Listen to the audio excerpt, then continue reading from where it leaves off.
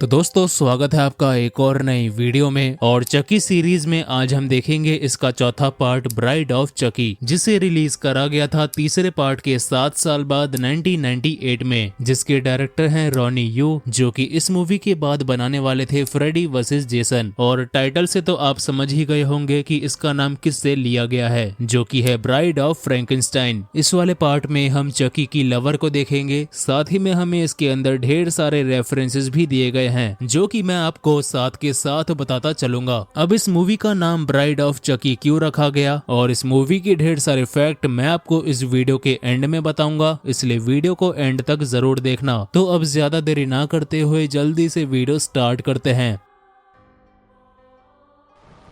Movie की शुरुआत में हम पुलिस एविडेंस डिपॉजिटरी को देखते हैं, जहां पे सभी एविडेंसेस को रखा जाता है, जो भी एविडेंस पुलिस वालों को क्राइम सीन पर मिलते थे। और यहीं पे हम ढेर सारे स्लैशर आइकन्स के रेफरेंसेस देख पाते हैं, जैसे कि फ्राइडे द 13 से जेसन का मास्क, दी टेक्सास चेनसो मैसेकेयर से लेदर फेस की चेनसो, और इतना ही नहीं, a nightmare on Elm street से फ्रेडी क्रूगर के ग्लव्स और हैलोवीन से माइकल मायर्स का मास्क। यानी कि 1998 में जब ये मूवी आई थी, उस समय पर जितनी भी फेमस स्लैशर हॉरर मूवी चल रही थी, सभी के रेफरेंसेस हमें देखने को मिल गए। खैर, अब जैसा कि हमने पिछले पार्ट में देखा था कि एक बड़े से ब्लेड वाले पंखे में गिरने से चकी के टुकड़े टुकड़े हो गए थे, जिसकी बॉडी के पार्ट्स इसी एविडेंस रूम में लाके रखे गए थे। तभी वहां पर एक ऑफिसर आ गया, जो कि चकी के बॉडी पार्ट्स लेकर वहां से चला जाता है, ताकि उसे पैसे के बदले बेच पाए। लोकेशन पे पहुंचकर उस ऑफिसर ने उस औरत को कॉल लगाया, जिसने ये पैसे देने के वादे किए थे। जिस बीच उसने सोचा कि क्यों ना एक बार चकी को देख लिया जाए, पर तभी किसी ने ऑफिसर के बाल पकड़ के उसे पीछे खींचा और उसका गला काट के वहीं पे मार डाला,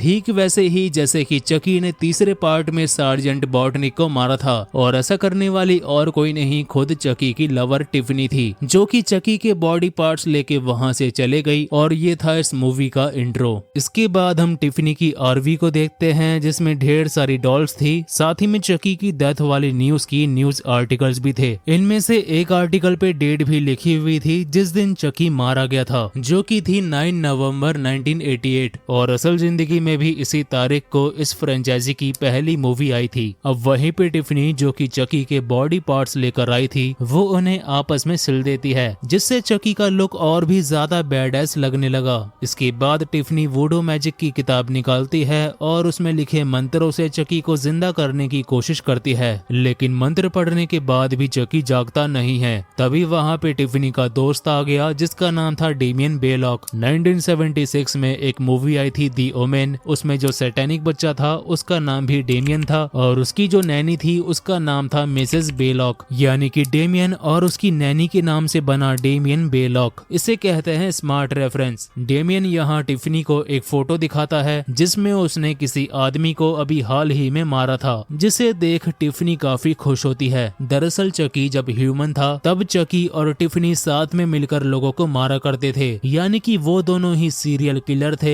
इसलिए टिफनी इस फोटो को देखकर काफी खुश हो रही थी। लेकिन फोटो में उस आदमी की उंगलियों पर नेल पेंट लगा था, जो कि डेमियन के हाथ पर भी लगे थे, जिससे वो समझ जाती है कि डेमियन ने किसी को नहीं मारा और वो उसी की ही फोटो है, जो कि बस उसके सामने कूल बनने की कोशिश कर रहा है। तभी टिफनी नोटिस करती है कि चकी अपनी जगह से गायब हो चुका है, जिससे वो समझ जाती है कि वुडो मैजिक ने अपना काम कर दिया। इसी बीच बारिश की वजह से आरवी की लाइट चले गई, जहां चकी भी टिफनी के बगल में आकर बैठ जाता है, लेकिन वो टिफनी के सामने खुद को रिवील नहीं करता। इसलिए वो डेमियन को बेड से बांध देती है, फिर उसे सेड्यूस करती है ताकि वो चकी को जला सके। इसी वजह से उसने चकी को भी डेमियन के ऊपर ही बिठा रखा था, ताकि वो भी पूरा शो देख पाए। यहाँ टिफनी डेमियन को चकी के बारे में बताती है कि हम दोनों साथ में मिलकर लोगों को मारा करते थे, लेकिन फिर एक दिन किसी माइक नाम के पुलिस वाले ने चकी को एक टॉय शॉप के बाहर गोली मार दी। चकी उसी टॉय शॉप के अंदर चला गया, जहां ऐसी ही कई सारी गुड गाय डॉल रखी थी, जिसमें चकी ने मरने से पहले अपनी आत्मा डाल दी थी। डेमियन उसकी बातों पे यकीन नहीं करता, इसलिए उसे यकीन दिलाने के लिए चकी ने खुद को उसके सामने रिवील कर दिया, अपनी मुंडी पीछे घुमाकर। और ये भी एक रेफरेंस है 1973 गई वाली दी एग्जॉर्सिस्ट मूवी का, जिसमें रेगन ने भी अपनी मुंडी ऐसे ही पीछे की ओर घुमाई थी। चकी डेमियन को वहीं पे मार डालता है, फिर वो अपनी ईविल हंसी भी हंसता है जो कि काफी आइकॉनिक है। चकी को जिंदा देख टिफनी काफी खुश होती है, फिर वो उसे अपनी अंगूठी भी दिखाती है, जिसे टिफनी के हिसाब से चकी ने उसी के लिए छोड़ी थी मरने से पहले। लेकिन चकी ने कहा कि उसे तो वो अंगूठी तब मिली थी जब उसने एक औरत को मार के नदी में फेंका था। टिफनी को ये जानकर काफी बुरा लगा, क्योंकि इन 10 सालों में उसे तो यही लग रहा था कि चकी उससे शादी करना चाहता था, इसलिए चकी ने वो अंगूठी उसी के लिए रखी थी। शादी की बात को सुनकर चकी को काफी ज्यादा हंसी आती है,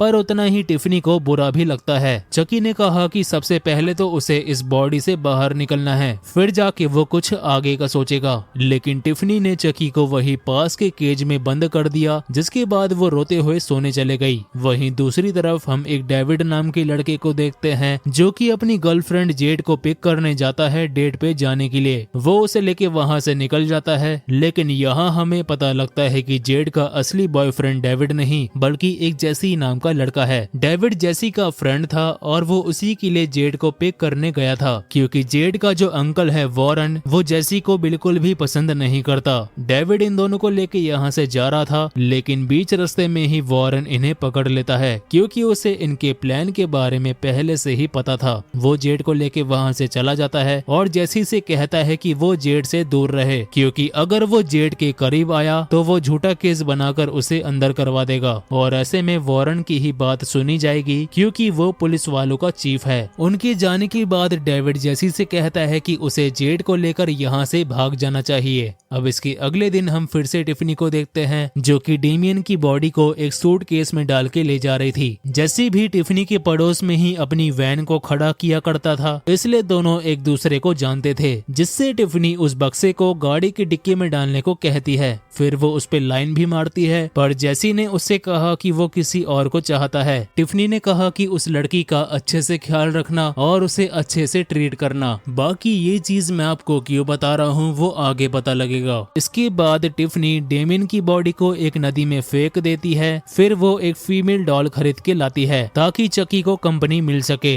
वहीं चकी भी गुस्से में टिफनी को मारने की फुल तैयारी में था, जहाँ वो टिफनी को मारने के अलग अलग तरीके ड्रॉ कर रहा था। इसी बीच वो वर्ड गेम भी खेलता है, जिसमें वो गेम चकी से कहती है कि वुमेन की स्पेलिंग बताओ, जिसकी बात पे चकी ने लिखा BITCH। और इससे आप अंदाजा लगा सकते हो कि इस मूवी में किस कदर डार्क कॉमेडी डाली गई है। वैसे ये वर्ड गेम वाला सीन भी एक रेफरेंस है 1990 वाली लेदर फेस दी टेक्सास चेनसो मैसेकेयर का। उसमें लेदर फेस ने भी एक गेम खेला था, बस उसमें वहाँ पर फूड वर्ड का इस्तेमाल हुआ था। खैर अब वहाँ पे टिफनी आती है, जो कि चकी के केज में उस डॉल को डाल देती है चकी को चिढ़ाने के लिए, जिसके बाद वो नहाने चले गई। नहाते नहाते वो टीवी पर न्यूज देख रही थी, जिसपे डेमियन की ही खबर आ रही थी कि उसकी बॉडी एक नदी में पाई गई है। इधर उस डॉल के गले में टिफनी की अंगूठी भी थी, जिसकी मदद से चकी उस केज की लकड़ी को काट खुद को आजाद कर लेता है। फिर वो एक चाकू लेके टिफनी को मारने गया, जहाँ टिफनी भी टीवी पर ब्राइड ऑफ फ्रैंकेनस्टाइन मूवी देख रही थी। उस पे वही सीन चल रहा था जब फ्रैंकेनस्टाइन की ब्राइड को करंट की मदद से जिंदा करा जाता है, लेकिन जिस ब्राइड को फ्रैंकेनस्टाइन के लिए बनाया गया वो तक उसे एक्सेप्ट नहीं करती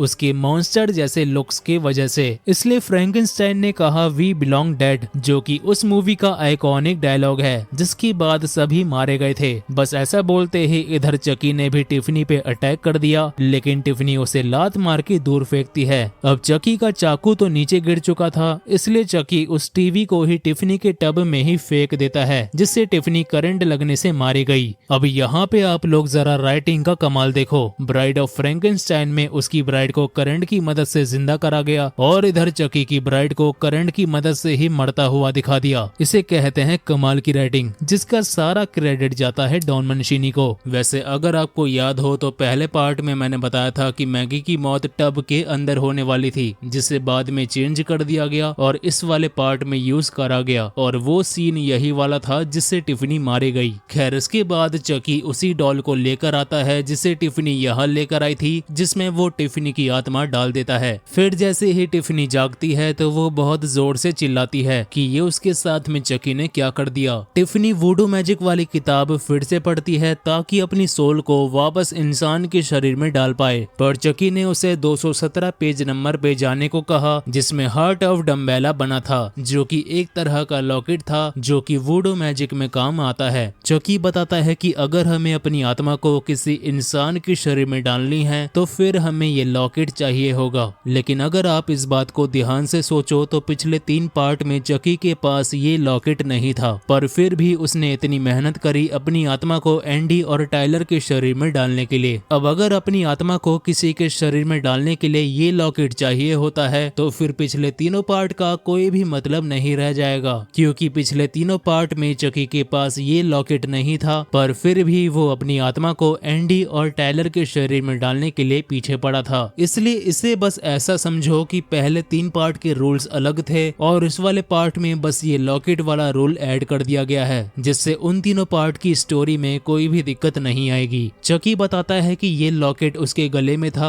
जब उसे हैकिनसैक न्यू जर्सी में उस टॉय शॉप के बाहर गोली लगी थी। वहीं पे उसकी बॉडी को दफनाया गया था, इसलिए उन्हें भी अब न्यू जर्सी जाना होगा। लेकिन इनके इतने छोटे हाथ पैर हैं तो गाड़ी तो ये चला नहीं पाएंगे, इसलिए टिफनी कॉल लगाती है जेसी को। वो उससे कहती है कि तुम्हें 2 डॉल्स न्यू जर्सी पहुंचानी है, जिसके लिए वो उसे काफी अच्छी कीमत भी देगी। जेसी तो वैसे भी जेड को अपने साथ भगाने की फिराक में था, इसलिए उसे पैसों की जरूरत थी, इसलिए वो टिफनी की बात मान लेता है। वो टिफनी की आरवी में आता है जहां उसे तो यही लगता है कि ये दोनों बस कोई आम डॉल है, इसलिए वो उन दोनों को लेकर जेड के पास चला जाता है ताकि वो उसे भी अपने साथ भगा ले जाए। वो उसको सारी बात बताता है, जिसके बाद दोनों घर में गए अपना सामान पैक करने के लिए, जिस बीच वॉरेन भी वहां पर आ गया। चकी और टिफनी को भी पता लग गया था कि ये आदमी इनकी राइड खराब करेगा, इसलिए इससे पहले कि वॉरेन कुछ करे उससे पहले चकी ही उसे मार देगा। चकी ने एक चाकू उठाया, पर टिफनी ने कहा कि इससे मारने में मजा नहीं आएगा। फिर चकी ने वहां से हथौड़ा उठाया, जहां टिफनी ने कहा ये काफी प्रेडिक्टेबल और काफी पुराना तरीका हो गया है। पहले पार्ट में चकी ने एंडी की माँ कैरन की दोस्त मैगी को एक हथौड़े से मार के ऐसे ही खिड़की से बाहर गिराया था, और इसी चीज की यहाँ टिफनी बात कर रही है कि ये तरीका काफी प्रेडिक्टेबल है। अब टिफनी वॉरेन को मारने के लिए एक नया तरीका चकी को बताती है, जिसके हिसाब से दोनों आगे की सीट पे जाकर बैठ जाते हैं और ढेर सारी कील सामने स्टीयरिंग व्हील पे रख देते हैं। फिर थोड़ी ही देर में वॉरेन वहाँ पे वापस आता है, जहाँ उसने जैसे की वैन में गांजे की पुड़िया रख दी ताकि आगे चल के पुलिस वाले उसे रोके और नशे की चीज उसकी गाड़ी में पाए जाने पर उसे जेल हो जाए। तभी टिफनी भी आवाज करती है, इसलिए वॉरेन आगे की सीट की ओर बढ़ता है। फिर तभी चकी ने सामने वाले एयर बैग खोल दिए, जिससे सामने में रखी सभी कीलें वॉरेन के सर में घुसी और वो वहीं मारा गया। चकी वॉरेन को देख कहता है कि ये इतना जाना पहचाना क्यों लग रहा है। जाना पहचाना तो लगेगा ही, क्योंकि ये रेफरेंस है 1987 वाली हेलरेजर के सेनोबाइट पिन हेड का। पिन हेड के सर में ऐसी ही ढेर सारी पिन लगी होती है, जैसे कि अभी लगी है वॉरेन के सर में। अब दोनों मिलकर उसकी बॉडी को उसी वैन में एक बक्से के अंदर छिपा देते हैं और अपनी अपनी जगह पर वापस आके बैठ जाते हैं। इतने में जेसी और जेड भी वहां पर आते हैं और वहां से निकल जाते हैं, पर थोड़ी ही दूर आकर वॉरेन का साथी उन्हें फिर से रोक लेता है और उन्हें परेशान करने लगता है। इसलिए उस ऑफिसर को उसकी औकात दिखाने के लिए जेड उसके मुंह पर मुक्का ही मार देती है। जैसे जेड को संभालता है, फिर उसे कहता है कि वो कुछ खाने का ले आए। जितने में वो ऑफिसर भी वैन की तलाशी लेने लगता है और उसे वॉरेन की छोड़ी गांजे की पुड़िया मिल जाती है, इसलिए अब वो जेसी को फंसाएगा। अब ये ऑफिसर भी चकी की राइड खराब कर देगा, इसलिए चकी अब इसे भी मार देगा, क्योंकि चकी और टिफनी का प्लान था कि वो दोनों जेसी और जेड की बॉडी पे टेक ओवर कर लेंगे और इनका ये प्लान खराब ना हो, इसलिए अब इस गंजे को मरना ही होगा। चकी वैन से उतर के उस गंजे की गाड़ी के पास जाता है और एक कपड़ा फ्यूल टैंक में घुसाकर उसमें आग लगा देता है, जिससे पूरी ही गाड़ी फट गई और वो गंजा मारा गया। गाड़ी की आवाज को सुनकर वहाँ पे भगदड़ मच जाती है, इसलिए ये दोनों ही अपनी वैन में बैठ के वहाँ से निकल जाते हैं। दोनों पूरे शौक में थे कि आखिर यहाँ पे हुआ क्या, और दोनों ही एक दूसरे पे शक कर रहे थे, पर फिर भी दोनों ने एक चर्च में जाकर शादी कर ली। इधर चकी वैन में गाने सुन रहा था, जिसके साथ में टिफनी भी अपने शादी के ख्वाब देख रही थी। दोनों ही अपने पुराने दिनों को याद कर रहे थे, जिस बीच वॉरेन अचानक से डब्बे से बाहर आ गया, जो कि अब भी मरा नहीं था। वो उस डब्बे से बाहर आना करना चाह रहा था, इसलिए चकी उसे इस बार चाकू से स्टैब करके मार देता है। अब इसके बाद ये दोनों एक होटल में रुकते हैं जहां इनके कमरे में पहले से ही एक कपल घुसा हुआ था। इन दोनों कपल को देख टिफनी काफी खुश होती है, पर यहाँ से जाने से पहले वो कपल जेसी का वॉलेट चुरा लेते हैं, जिसे देख टिफनी की सारी खुशी गुस्से में बदल गई। इसलिए रात में जब वो दोनों कपल बिजी हो चुके थे तब उनके कमरे में टिफनी आती है और एक शैंपियन की बोतल ऊपर कांच में दे मारती है, जिससे सारे कांच उन कपल्स पे गिरे और दोनों वही मारे गए। टिफनी को इस तरीके से किसी की जान लेता देख चकी भी टिफनी से इतना ज्यादा इम्प्रेस हो गया कि उसने टिफनी से वही पे शादी कर ली, उन्हीं कपल्स की अंगूठी पहनाकर, जिसके बाद दोनों में अलग ही कार्यक्रम चलता है। वही जेसी और जेड को अभी तक एक दूसरे पे शक हो रहा था, इसलिए दोनों ही डेविड को कॉल करके सारी बात बता देते हैं। अब अगली सुबह हाउसकीपिंग वाली उन डेड कपल्स के कमरे में आती है, जिससे उन दोनों की डेड बॉडी मिलती है। वो काफी जोर से चिल्लाती है, जिसकी आवाज को सुनकर जेसी और जेड भी वहाँ पर आते हैं, जिसके तुरंत बाद ही वो दोनों भी वहाँ से भाग लेते हैं ताकि पुलिस वाले उन्हें ना पकड़ ले। भले ही ये खून इन्होंने ना करे हो, लेकिन पुलिस तो इन्हें फिर भी ढूंढ ही रही है। इतने में वहाँ डेविड भी आ चुका था, जो कि इन्हें समझाता है कि तुम दोनों को गलत फहमी हुई है और असलियत में ये सारे मर्डर्स तुम दोनों ने ही नहीं करे हैं। इसी बीच उसे वैन में से स्मेल आने लगी, जो कि वॉरेन की बॉडी से आ रही थी। फिर वहाँ बक्से के नीचे उसे खून भी दिख गया, जिसमें पड़ी वॉरेन की लाश को देख डेविड की हालत खराब हो गई। उसने वॉरेन की बॉडी में से उसकी गन निकाली और इन दोनों को गाड़ी रोकने को कहा, क्योंकि अब उसे ही लग रहा था कि ये दोनों ही किलर हैं और भागने में आसानी हो, इसलिए इन दोनों ने वॉरेन को भी टपका दिया। वो गाड़ी से बाहर उतरता है, जहाँ ये दोनों उसे समझाते हैं कि उन्होंने वॉरेन को नहीं मारा, पर वो उनकी एक नहीं सुनता और सामने से गुजर रही पुलिस की गाड़ी को मदद के लिए बुला लेता है। इस पूरी भसड़ में चकी और टिफनी का दिमाग भी खराब हो चुका था, इसलिए वो खुद को इनके सामने रिवील कर देते हैं। डेविड उन्हें जिंदा देख पीछे होता है कि तभी सड़क से गुजर रहे एक ट्रक ने डेविड को उड़ा दिया। चकी इन्हें यहाँ से वैन भगाने को कहता है और गोली चला के उन पुलिस वालों की गाड़ी भी क्रैश कर देता है। इसके बाद जैसी इनसे पूछता है कि तुम दोनों की ऐसी हालत कैसे हो गई। चकी कहता है कि ये काफी लंबी कहानी है, लेकिन अगर ये कोई मूवी होती तो कम से कम 3-4 सीक्वल बनाने पड़ते, फिर कहीं जाकर कुछ समझ आता। और यहाँ चकी काफी स्मार्ट तरीके से हिंट दे रहा है अपनी ही बनी पिछली तीनों मूवियों का, कि कैसे 3 सीक्वल बनाने पड़े यहाँ तक आने के लिए। इसके बाद ये लोग अपनी गाड़ी को चेंज कर लेते हैं ताकि इनकी वैन को ढूंढते हुए पुलिस इनके पीछे फिर से ना लग जाए। इसलिए चकी एक ओल्ड कपल को मार के उनकी आरवी ले लेता है। फिर टिफनी उसी आरवी में कुकीज बनाकर चकी को खिलाती है। इसी दौरान जेसी अपना दिमाग लगा के चकी से कहता है कि टिफनी ने कुकीज तो बना दी, लेकिन बर्तन कौन धोएगा। जेड भी कहती है कि चकी को ही धोने चाहिए, अगर वो सच में अच्छा पार्टनर है तो। ये सुन के चकी को गुस्सा आ जाता है, क्योंकि उसे ये सब पसंद नहीं। वैसे भी पहले मैंने आपको बताया था कि टिफनी ने जेसी से कहा था कि वो जेड का अच्छे से ख्याल रखे, क्योंकि चकी कभी टिफनी की इज्जत नहीं करता था। इसी बात को लेकर टिफनी और चकी के बीच में झगड़ा हो गया, जिसका फायदा उठाकर जेड ने टिफनी को ओवन में फेंका और जेसी ने चकी को आरवी के बाहर, मगर बाहर गिरने से पहले चकी जेसी पे गोली चला देता है, जिस वजह से इनकी आरवी क्रैश हो गई। वही टिफनी भी ओवन में जल के काली हो चुकी थी, जो कि जेड पे अटैक करती है, लेकिन सही टाइम पर जेसी उसे बचा के आरवी से बाहर आ जाता है, जिसके तुरंत बाद ही आरवी ब्लास्ट हो गई। जेसी भी टिफनी को शूट करके मारने वाला था, लेकिन वो उसे मारता नहीं है, क्योंकि चकी ने भी जेड को गन पॉइंट पे ले लिया था, जो कि उसे सिमेट्री में चलने को कहता है। सिमेट्री में पहुंचकर वो जेड से अपना कॉफिन खुदवाता है, जिसमें से आखिरकार उसने अपना लॉकेट निकाल ही लिया। तभी वहाँ जेसी आ गया, जो कि चकी से कहता है कि अगर टिफनी सही सलामत चाहिए तो जेड को उसके पास भेजे। चकी ऐसा ही करता है और जेड को जेसी के पास भेज देता है। जेड और जेसी एक दूसरे के गले मिलते हैं, लेकिन वही चकी टिफनी को हाथ तक नहीं लगाता। ये दोनों काफी खुश हो रहे थे कि अब हम यहाँ से जा पाएंगे, लेकिन चकी एक चाकू जेड को फेंक के मारता है, जिसे बचाने के लिए जेसी वो चाकू खुद खा लेता है। इसके बाद चकी ने इन दोनों को वहीं पे बांध दिया और अपनी आत्मा को इन दोनों के शरीर में डालने की तैयारी में लग जाता है। टिफनी भी चकी से कहती है कि वो उसे बहुत प्यार करती है, इसलिए वो उसे किस करे। फिर दोनों एक दूसरे को किस भी करते हैं, जिसका फायदा उठाकर टिफनी अपना चाकू चकी को ही मार देती है और उसे नीचे उसी के कॉफिन में फेंक देती है, क्योंकि जैसी जिंदगी जिंदगी उसने चकी के साथ सोची थी वैसे ही जिंदगी जेड और जैसी जीने वाले थे, इसलिए किसी को तो अपना प्यार मिल रहा है और उसे भी चकी बिगाड़ने में लगा है, जो कि टिफनी से देखा नहीं गया। चकी ने उससे पूछा कि तुमने ऐसा क्यों करा, जिसकी बात पर टिफनी ने वही लाइन बोली, वी बिलोंग डेड, जिसके बाद चकी ने अपनी आंखें बंद कर ली जैसे कि वो मर गया हो,